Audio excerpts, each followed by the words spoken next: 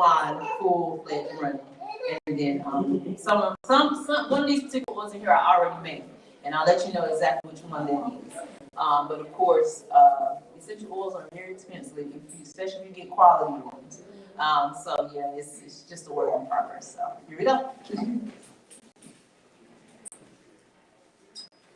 Okay, so this is a deep hydration shampoo. Just to start out, I would say just based on this, the fact that it's a Castile soap is the base. It's pretty much good for all texture hair. If you got a tight coil like mine, like maybe Ephraim or Zeb's, a tight coil texture, this would be good for that, or a loose wavy texture like Lady J or either Teacher Tina, her texture hair. But that Castile soap is going to be universal for all types. So Castile soap is the base, and then you got some sage, some lemon juice, lavender, and jojoba oil.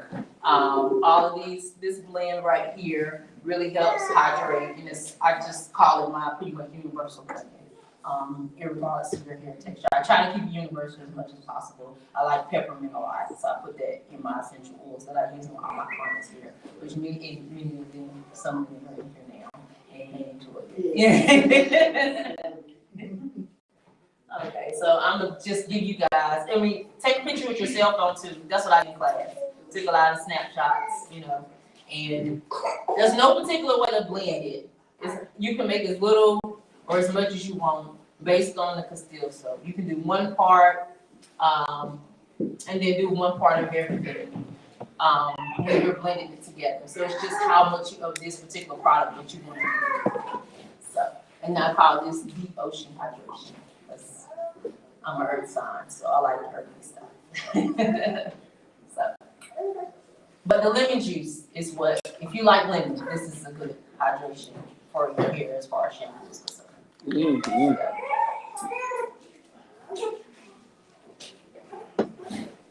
And this is a deep conditioner, deep love hydration. That's what I refer to this as. And I just want to point out, and I was explaining to some of the ladies, hydration and moisturizing is two totally different things. Moisturizing is when you actually add like some type of lubricant to your hair to prevent breakage. Hydration is when you actually add water to your hair. And that's so that, of course, it'll just be healthy, clean, strengthening. Clean, it's hard to grow dirty hair, your pores are clogged. It just doesn't work. It's not the right environment for clean, beautiful, moisturized hair to grow. So that's just two totally different. People say, oh, add moisture. It's just two different things, and you get two different outcomes. Hydration is healthy hair for the long run. Moisturizing is daily maintenance, if that makes sense. Okay, so mango butter, in this one, rosemary, and then of course water. And this one, of course, is going to help strengthen your hair, help strengthen your hair follicles and things of that nature. Also, the rosemary, as many of you all know, is a good anti-inflammatory. And it improves circulation. Improving circulation and creates hair growth. So if you could add just a few drops of rosemary to any of these, they're interchangeable. Because you see stuff on here, and you say, well, I really don't like that scent, or that's not really my problem area. You can always take things and blend them together on your own too.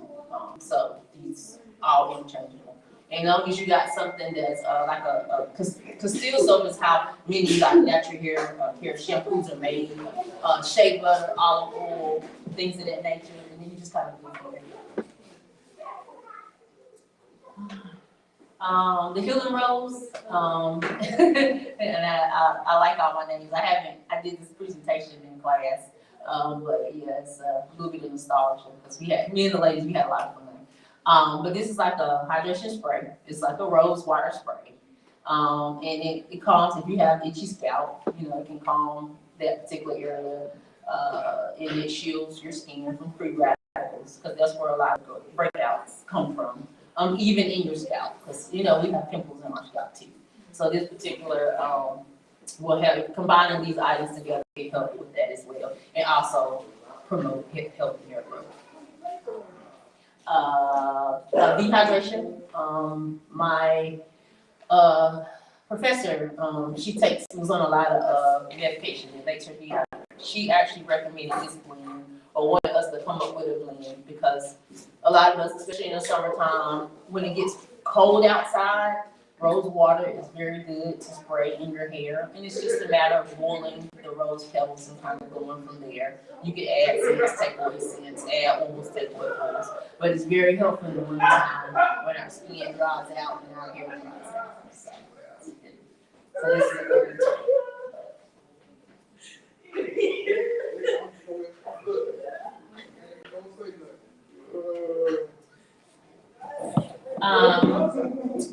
This one I refer to as purple sun. Sometimes it helps with alopecia. I know whenever my daughter was struggling with alopecia, I didn't necessarily use lavender water. I believe, can't remember. She says when she was really young. If I remember during the presentation, I'll bring it back to you. But this is that's common as we age. A lot of women struggle with tension alopecia, just from tight ponytails and things of that nature. And it's hard to grow hair in those particular areas. So this is a good product as well. Just from doing research also, and eliminating dandruff too. So lavender is good for that. It's probably one of the best ingredients as far as dandruff is concerned. I'll give you guys a little bit. And then I do want to point out as well the sebum that your hair naturally produces. This is a good way to balance it.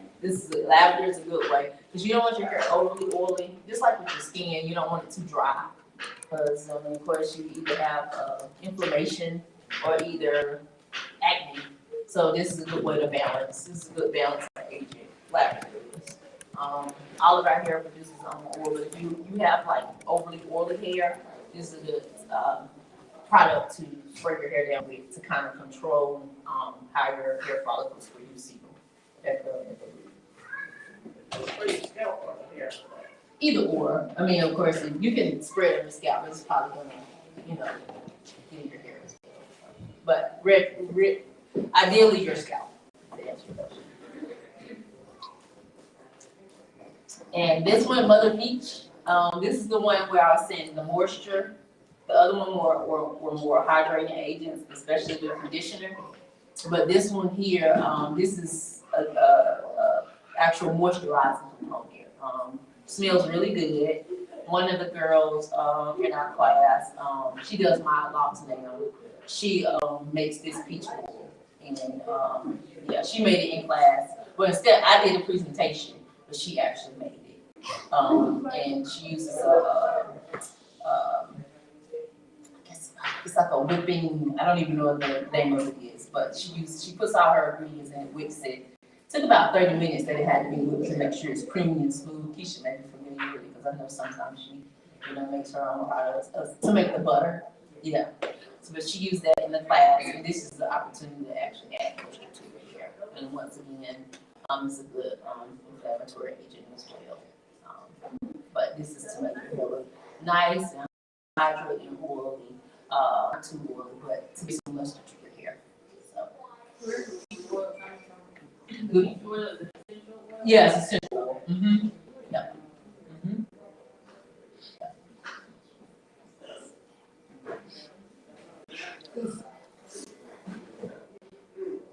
And then this is for the gentleman.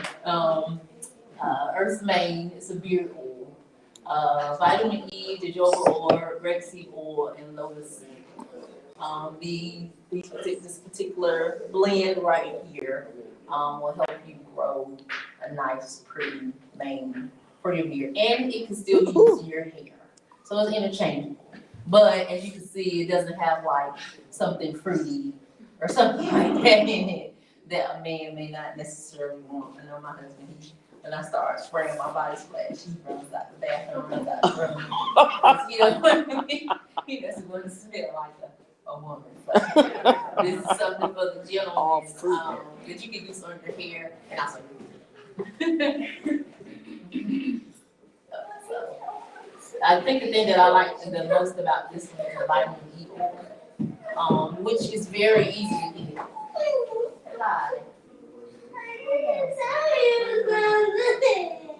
The vitamin E oil, that's easy to come by.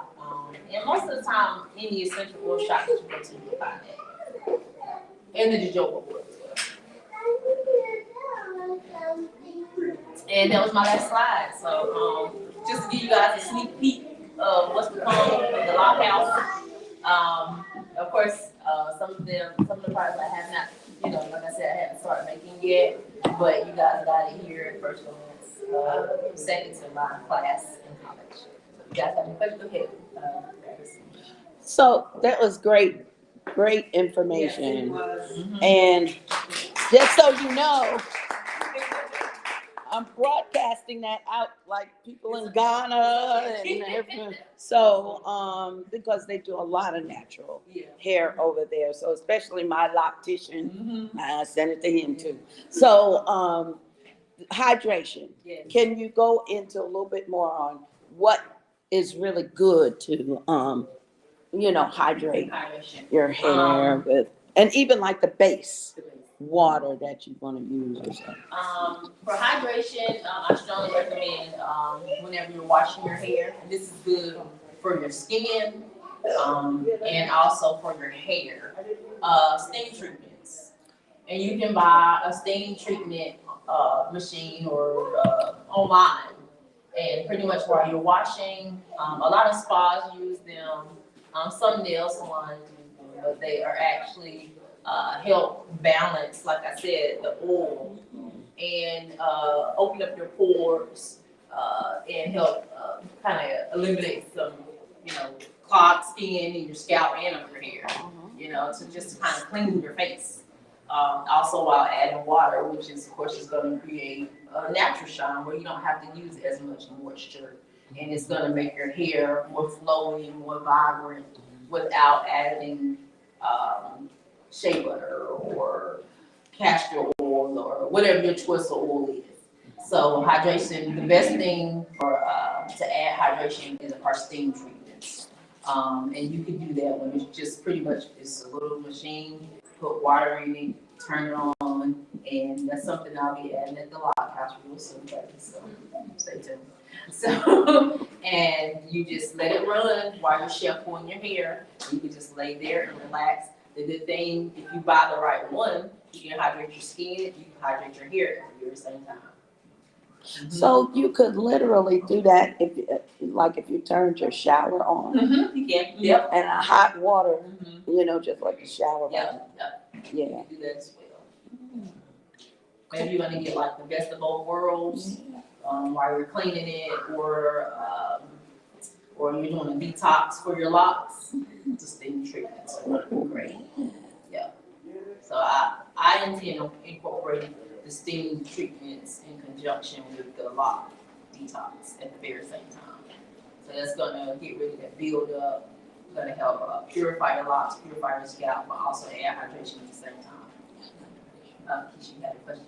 Yeah, you just mentioned the detox. I was gonna ask about recommendations for like the sebum buildup and the lint buildup in your locks when you're doing it at home. For a lock detox, I use baking soda, lemon juice, and apple cider vinegar. I wet the hair first, and then I apply the baking soda powder to all throughout the hair. And I usually do it in my shampoo bowl, but I do have one that I use, I guess for therapeutic sessions. It's like a travel bowl. It's like a blow up, where you can lay down and kind of relax. You're gonna watch TV, play with kids or something like that at the same time. But once I put the baking soda in the hair, I then pour lemon juice over the hair, and then I pour the apple cider vinegar over the hair. There's no specific measurement. It's going to be based on how much is needed for your hair. If you have a lot of locks, you're going to need a lot. If you have a little bit of locks, it might not take as much. But, and you're going to let that sit. It's going to start foaming up because you got the baking soda. And then you're going to let that sit in a pool of water. So a shampoo bowl is probably going to work best. And you're just going to submerge the locks submerge the locks. I'll rinse it out, repeat it once again, and that's gonna break up all that buildup, the natural seafood buildup in your locks. Also, any product that you put in your locks, and then also any lint that you put in your lock that may build up just from sleeping. And my kids, I have to detox his lock all the time, even though he just started them a year ago, because kids are always all over the ground and they get a lot of lint. And then once I finish with that, I follow up with a deep clarifying shampoo. I recommend CHI clarifying shampoo. It's really gentle, it's good for all hair textures, and it is at a 7 on the pH scale. It's very important. So pretty much that's what makes it good for all hair textures. I try to stick with universal so that you don't have to, if you have different hair textures in your family, you can still use the same product and it's still gonna work good. So, but I would make sure that if I'm doing my maintenance at home on my locks or my natural hair, that you use the clarifying shampoo the first go around anyway, especially for locks, because that's gonna help eliminate that buildup where you don't have to get a detox as often. So now, how often did you say the detox? Well, it just depends. If you lock your hair in essential oils and you don't use any product, you may not need a detox as often. Or if you use, it depends on your locking technique. Most of the time, individuals, they may use the traditional locking technique, like the palm roll or the locksmithing. But if you lock your hair with interlocking or the crochet needle, you may not need to detox as often, because of course you're not even using any oil. There's nothing to attach it to. You're locking your hair on its own or mechanically with that particular tool. So it's not the same as when you put oil in your hair to lock it if you're doing the more traditional methods. So, it just depends. It's case by case scenario. Some people like to put a little oil in every week. They like to oil it every day. But overall, I think that at minimum, every year and a half, your lock should be detoxed once they have started to mature. Like starter locks. Of course, I do those, but I usually use my needle to kind of, because he still has starter. She's had her locks for 2 years. My other son, I haven't even detoxed his because his hair, for whatever reason, is locking a little bit slower. I think because his locks are smaller, or it's just the texture of his hair. But I'll crochet theirs back together. But I don't recommend detox for starter locks or locks that aren't mature, because when you detox it, it will start to loosen. Because in our locks, the grime and the grid is kind of what holds them together. I'll be honest with you. Especially if you're not locking by way of interlocking or using a crochet needle. So if they are going to get softer, and some of them may even unravel. So once your locks get more mature, maybe year 3 or year 4, that's when I recommend detoxing. But in the meantime, to kind of eliminate that buildup, wear your silk scarf and make sure that you use a good clarifying shampoo. Praise God. Let me ask you a question. I don't have locks, but I can't. I'm sorry. Oh, I'm sorry. Sorry. Go ahead. I apologize. That was my fault.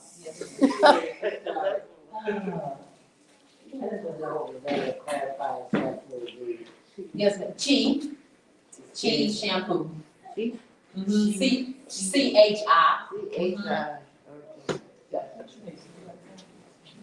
Shampoo. That, you went over? She go? And then I also use their, the clarifying shampoo is great. And then they also have a low pH shampoo and conditioner. Whenever, and I encourage you ladies, whenever you go to buy your products on your own, read the bottle. You don't want any shampoo, especially that has sulfate or paraben in it. And you want to read the bottle to see what pH is. Now, if you have a tight coil, or what we call a more coarse texture, for what they call 4C or 3C hair, which we try to steer away from that because in actuality, it's frowned upon in the natural hair care community because we kind of just look at that as them assigning a number to label our hair Right. textures. And so what I have been educated to just identify your hair based on its curl pattern. So that's why you hear me often say loose coil, tight coil, wavy coil, whatever, what have you, based on that to identify that way. But the lower the pH based on your hair texture, the better outcome that you're gonna get as far as your shampoo and conditioner. So take the time to read the product labels and make sure that you're using a product that's based on your hair texture. And then if you're not aware of what your hair texture is, reach out to a professional and, do a hair and scalp analysis, and they can help you identify which products are gonna be best for your hair. Praise God. Yes, ma'am. Okay. My hair is white now. Okay. Y'all may turn it white. So. Yes. It's white now. And I noticed it from when it was brown and black. I noticed that it's drier now. So what, do you have any recommendations? Yeah, for. I use what is it, Dew Grow? That's, I find that very greasy, but it's moisty. Well, do you know anything else besides that one? Well, if you want a natural sheen, when you have more gray texture, I recommend Shimmer Light. Shimmer Light. It's in a purple bottle. It's very easily identified. But even then, to get that natural texture and to make your gray pop, you would still need to, get a hair and scalp analysis done to identify the texture for daily maintenance, and what conditioner and whatnot, because that's just a shampoo. To the best of my knowledge, they don't make you bake a Shimmer Light conditioner. It's just a shampoo. So you may still need something, we take a look at your hair and say, okay, well, it's this texture, that texture. And then we can determine on the pH scale which type of product is going to be best for your hair.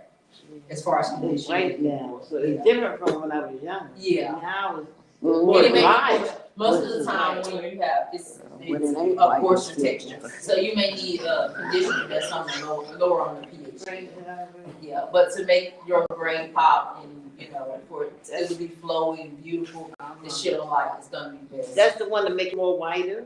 No, it's gonna make your gray hair accentuate its own Right. pools. Oh, Yeah, it won't be yellow. Yeah, it won't Oh, be yellow. yellow. Yellow. It's because the purple cancels out the yellow. Yeah. So like everyone's hair, some people have more, the pigment of your hair. Hair is more blue or hair is more silver. So like when you see people their hair turns yellow, it's because the actual pigment of your hair, so the purple cancels out. It's just like the color wheel. So the purple cancels it out to make it brighter. Yeah, I just want to keep it white. And it really looks, that's what my, all of our clients that came into the hair school, that's what my, professor always recommended, the Shimmer Light. Okay. That's what I use on my. Yeah. You'd be surprised, like that IC clarifying shampoo that we used to use. Yeah, and the Cream of Nature is still a good line. I use that, you so used to wash your hair, it's like, it smells really good. So, yeah. Any other questions, ladies? Yes. My question is always gonna be my daughter's scalp. The scalps that get really dry and flaky, and it's dandruff and so dry. And so you see a whole lot if you go on. Well, I think you already gave me the answer to this, but they might want to hear it. But if you go online, you see a lot of different suggestions and stuff like that. What do you recommend for that if you're gonna try to treat that? Or That's yeah. the shampoo. A pre-tea tree oil treatment, meaning some tea tree oil, and prior to you washing the hair, if this is just daily or weekly maintenance. Saturating the scalp with tea tree oil and massaging it in to lift that dandruff from the scalp. And it's gonna not pull the hair, not break the hair, and it's also the inflammation on the scalp. If you have some hair pimples, if it's dry, is also a lubricant to tea tree oil. And that's gonna help eliminate that. Of course, it may not work the first time, but if you use it multiple times over a time period, it's gonna help heal the scalp and help naturally repair it.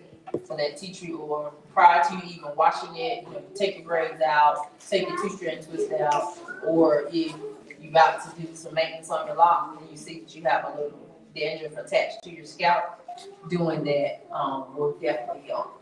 And it also is a natural antibiotic as far as healing and treatment, antifungal is one tea tree. Yeah. And you can use it if you get a nail fungus too, just a couple drops, still good too. Or ringworms also. Oh, wow. Yep. Teacher. How long would you recommend you try something to, I guess, address an issue before you change it? Like, say it doesn't work, how long would you give it? A month, 2, 3 months, 4 months?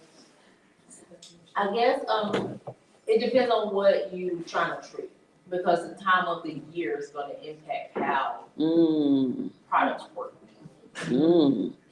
The time of the year, Season. your cycle can impact how products work. That makes sense. The medicine you take can impact how products work. So if you're a fairly healthy person and you're not on a lot of medication, I would recommend, if you have a problem with dry skin or I would recommend using the whole winter.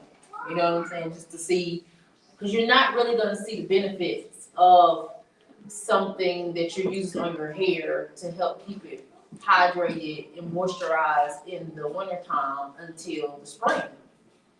Like for me, example, I always wish that my locks around my edges were bigger because I have a problem with thin hair. And since now, I have to take high blood pressure, my locks around my edges are thin, but I always baby my edges and really use Jamaican black castor oil in the wintertime for my thin edges, but I don't see the benefit of that until the spring, if that makes sense. Because they still thin, but if I notice that if I don't use that Jamaican black castor oil in the winter months when my hair is drier, since my locks are smaller, I don't see them picking back up in when it gets, some more moisture in the air and it's not as cold.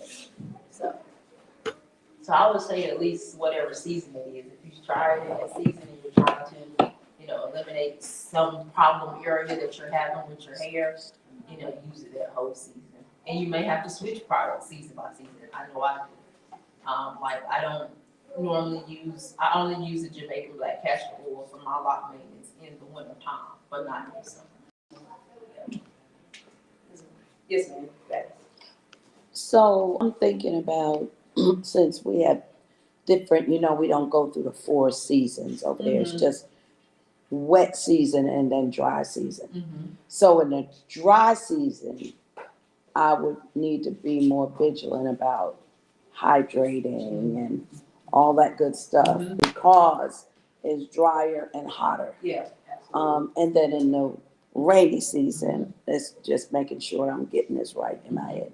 Then I wouldn't have to be as vigilant maybe, because I've noticed, and I was talking to someone who's an older sister over there, beautiful long locks, but she wears them in a wrap all the time, and she said she does because she feels like her locks are dead, because she said they're really damaged. So we were talking about, this is helping out a lot, because we were talking about, hydration. And I was telling her how I hydrate mine all the time, because I noticed when we moved over there, it was during the dry season. And my hair was like getting real wet, and I was like, ooh, what is this going on? Yeah, but now that makes sense, that, you have to go by those seasons, so, okay. And something more intense during the dry season, and then maybe a little less intense.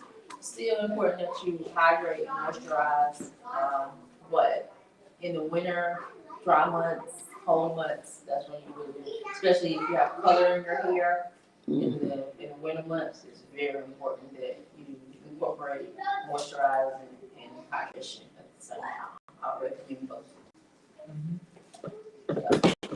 And it's no universal. Everybody's, that's why I try to offer a tailored approach. Because I think I was joking with Rabbits. I said, well, all your little cousins on Easter Sunday, got your curls, and everybody use the same products, your auntie and your aunt, and this cousin, her curls last all throughout service. By the end of service, your curls be Mine look like a bush. my hair don't look like Look like a bush. And what we didn't realize is, all products, you can't use them on my hair, or her hair, we was all getting our hair, well, I had the jury hair, but still, the point of the matter was, even before I got jury hair, that's why some children, look at your cousin's hair, and, this cousin got real pretty hair, and, What they use say, all the right? same products, but the products don't match your hair type. Right. So that's why it's important for you to get with your natural hair care specialist, wherever it is, or you can do it on your own and find something. But first, the key is identifying what texture hair you have, because no two are the same. And then you may have to experiment or throughout the seasons and say, okay, during the winter months, I got to use this regimen on my hair to keep it the way I want it, and then this regimen on my hair. And you just kind of go from there. So that's why that hot press and comb worked on some, but it didn't work on the other ones. Girl, say that. The right comb or the right product, and we did not know that. But now it's really important. And I didn't even realize how much of science is behind natural hair care until I had the opportunity to actually go to school. And this is something that I wanted to do. This is my passion. I've been in corporate America for 16 years, and I'm trying to transition out. But it is a passion of mine to educate us about our hair. And because a lot, my oldest daughter, she was going to a private Christian school when she was about probably from like 4 to 8, and then she wanted to start coming home and wearing her hair all down and wearing it pressed. She wanted a perm, but I think it's very important. Our hair is a lot about our identity, who we are as a people. That's right. That's right. Something that should be celebrated. That's right. That's Just right. as beautiful, if not more No hair beautiful, is as bad Jackson hair. State as our counterparts. So we should celebrate and we should educate. That's right. And generation to generation. Eventually, we won't have all these products, so it's important that we can make our own products. We're practicing. That's what Tabernacles is about. Hallelujah. We're gonna have to, depend on essential oils and know where to locate them, and know where That's to find right. them. To keep our hair healthy. Hallelujah. It's Amen. important. So, Amen. Amen. and then a lot of times your health can, impact your hair, and your hair can impact your health. So, yeah, exactly. We need to get you to come to Ghana. So, do Do a you whole all have any session. more questions? Yeah, good. Yes. Considering color, is there anything you can do to help protect hair? Because I know color can dry hair out, that's been my presentation. Yes, that's when you want to get on the moisturizing journey, if you cover your hair. Of course, the hydration is still gonna be important, but, Jamaican black castor oil is good whenever you color your hair, or shea butter is good whenever you color your hair. Also, olive oil, you can get it off the cooking the light. All you gotta do is go in and get you a big bottle and run it through your hair based on what your hair, the sebum that your hair. Some people have to moisturize more often. Some people don't. It depends on how often your natural oils are produced in your hair.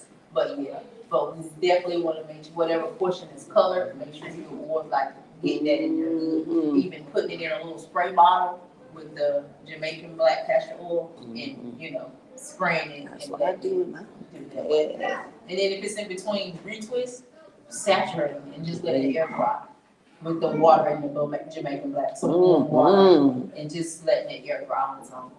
Yep. Yes, ma'am. By using gel on your locks, is that damaging? Yes, ma'am.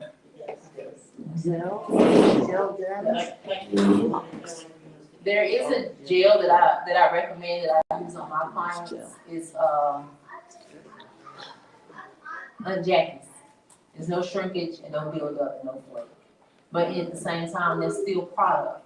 That's why I said it's important that every time, if you choose product, which you do not, you can go no product or you can do product. Meaning, when I say no product, I mean using essential oils to lock your hair. Or you can do products. Some people like the clean parts and the nice smooth look. It just depends on what you like. That's why it's so important to use a clarifying shampoo every time you wash, to wash that previous product out of your hair so it doesn't get Yes, ma'am. Yeah, can you make like your own? Cause I just started eating avocado. Avocado. And you can make that like a moist. What you use that for? I'm gonna start because you can soften it like a butter. Yeah, right? you can, some women do rub avocado through their hair. I try to steer away from, I don't want food items for longevity, because it doesn't have a long shelf life, and to me, you kind of just, that's why I like the essential oils more so. I mean, the rice water is great, but you have to throw that away. Avocado, if you make a blend with that, you have to throw that away. So I want to be efficient and as effective and cost efficient as possible. So that's why I try to stick with the essential oils to blend those, because the shelf life is a lot longer, and some of them last until whatever. Okay, but you can use it. It Yeah, won't, yeah. It won't, like if I use one, I just use one time. Yep. And you can add some other essential oils to the avocado and rub that in. Of course, you're gonna have to wash it. But yeah, you gotta wash it out. Yeah. Yeah, that would leave a stain, right? But you can use it like a deep conditioner, like that type of compound. I know, like the oil, the hydration, Mhm. like the oil, how often? Because I don't know. I mean, I just do it, but, I mean, is there like, you should do it every day?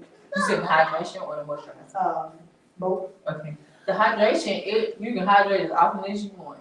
You never can get too much H2O. You know? So every time you wash it, if you just had a long stressful day, or you stopped up, and you need to get some congestion out your chest until you out your nose, you can hydrate. I mean, it's good for a lot of things. You know what I'm saying? For your skin, your hair, your nails. So, You can you can do hydration as often as you want. As far as from a hair perspective, like if you're washing your hair, yeah, and you want to do the hydration, you can do that. But moisturizing is gonna be based on your hair texture. For example, you have less porous hair, meaning that on your cuticles, water doesn't, and moisturizer doesn't escape easily. Your cuticles are more closed, which creates the texture of your hair.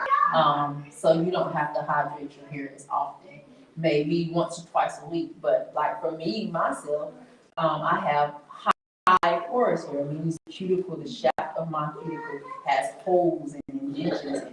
So the moisture escapes easier into the environment. And so therefore I have to moisturize my hair and probably hydrate it more frequently. And that's what creates the texture of my hair. The porosity is what creates the texture of your hair. So, so that's why it's important to, once again, identifying the texture of your hair, because that's going to be the catalyst for how you maintain it on a daily basis, weekly basis, and what products you utilize. So with oil, and you had said it, so when I'm oiling my scalp, that's moisturizing or hydration? Yeah. Which one's that? Oiling is moisturizing. And then hydration is water. The rose water, that will be considered formal hydration for the skin.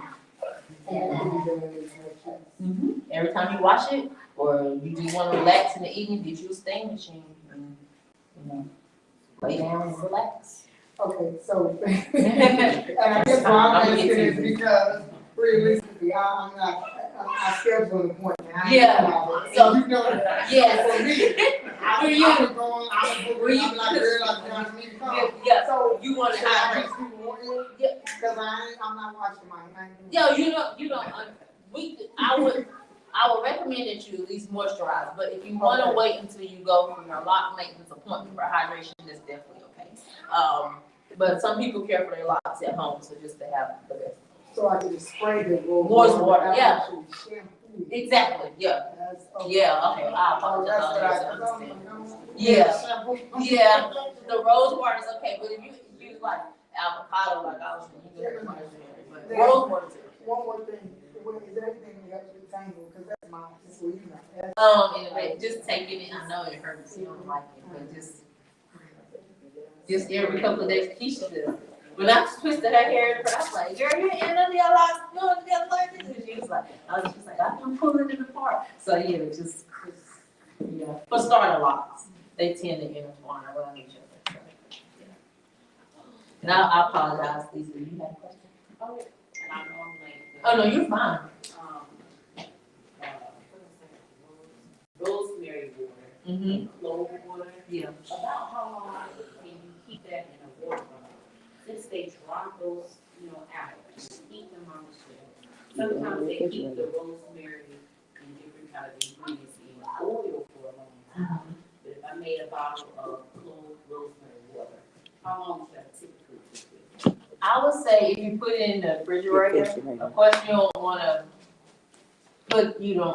keep it too long because anything that you boil or manipulate, it's gonna rot and it's gonna smell.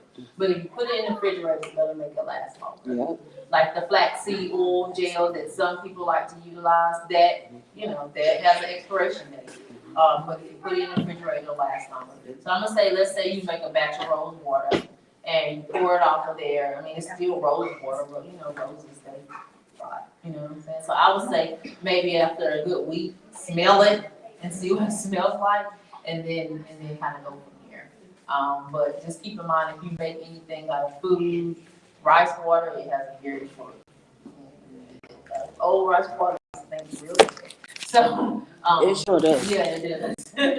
But it's good. That's what it was. That's what I used to use on Kelly's hair when she had alopecia to get her hair to look like it. I use rice water and I hold it. Jasmine rice works for this. But you can use any rice, but jasmine water is very, very. But yeah, the rice water I left for Rebecca. The rose water I would say no longer do it. So what you do with the rice water? You just let it sit out. You boil the rice. To Once again, same thing with the avocado. You massage it through your hair, and the foam is, how rice water, let it sit and cool. It's gonna thicken up some more. And when you put it on there, you're gonna be able to tell that you put it on there. Then just put a cap on, walk around with it half the day or some of the day, and then wash your hair really good, the natural way that you know.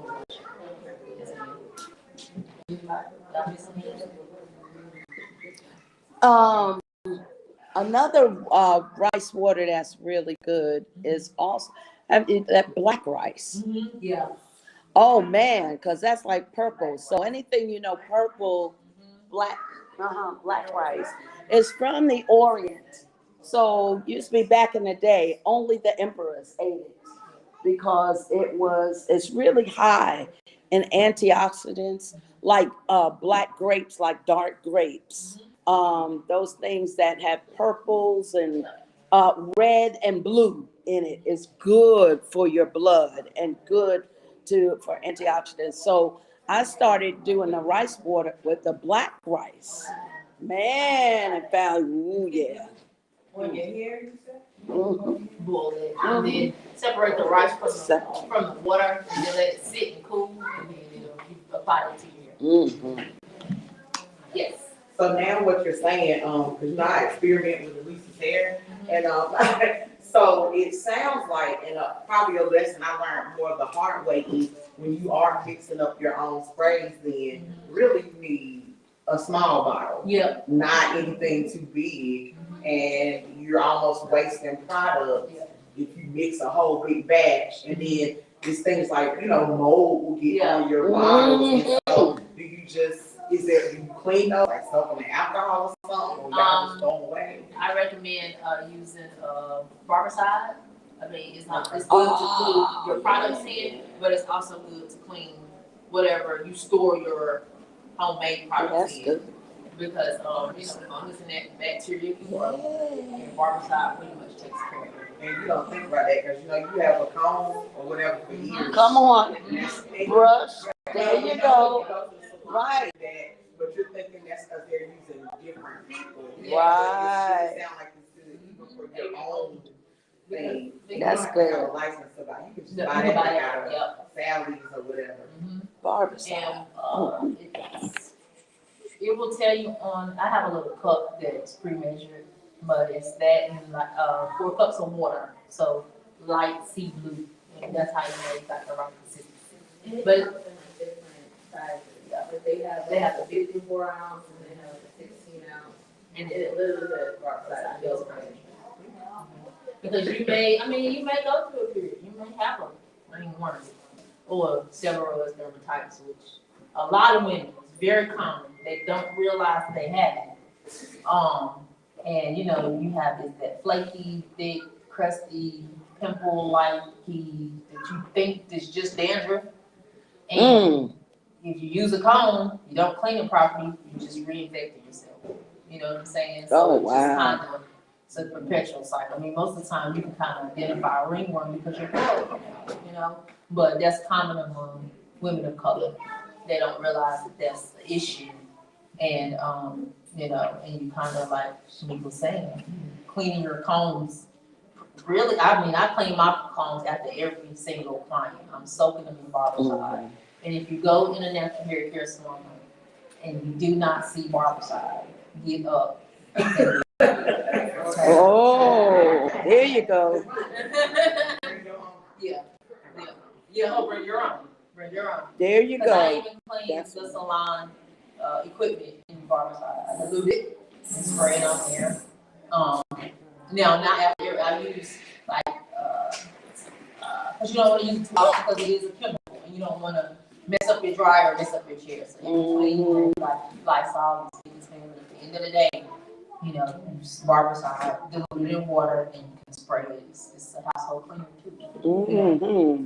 So it's very important that the barbicide, and I require a consultation for all of my clients.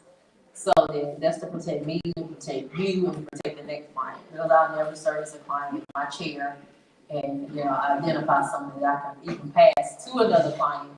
You know, that I can identify. You know, kind of go nicely, politely, go see a dermatologist, and make sure I protect myself so I don't pass it on to the next person that sits down. So that's very important. So consultation, that's another thing, ladies. When you go choosing your natural hair care specialist, you see the fact that they do a consultation, that's a good thing because they're looking, you know, you can't take everybody off the street and just let them sit down in your hair. I like to set the expectations so that you know you won't think you come in the hair, then we'll get your hair done, and then you might have somewhere you need to go and I can't service you because you got something going on in your scalp. So if you're looking for a natural hair care specialist, a good flag, a good flag, or a green flag is if they require consultation prior to first service. So that's a good identifier. Yes, ma'am. Any other questions? Well, thank you, ladies, for your time. And, we'll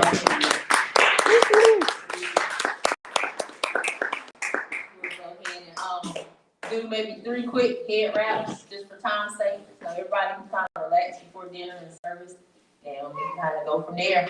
And I know some of the ladies had asked for a tutorial for our house, filling them in, so to speak. Maybe we could do that offline because I don't want us to run out of time. Yes. I already want to bring you back. Okay. MHG, Okay. so we'll schedule a date soon. Okay. Everything you want to hear about, let us know. Yeah. So we can get a list of what to go. Yeah, and any topics that you want me to take a look at, or maybe we can do some hair, do some hair and scalp analysis, so then you'll know what texture hair that you have, so that you, when you go buy your products, you'll know. Yes. That's awesome.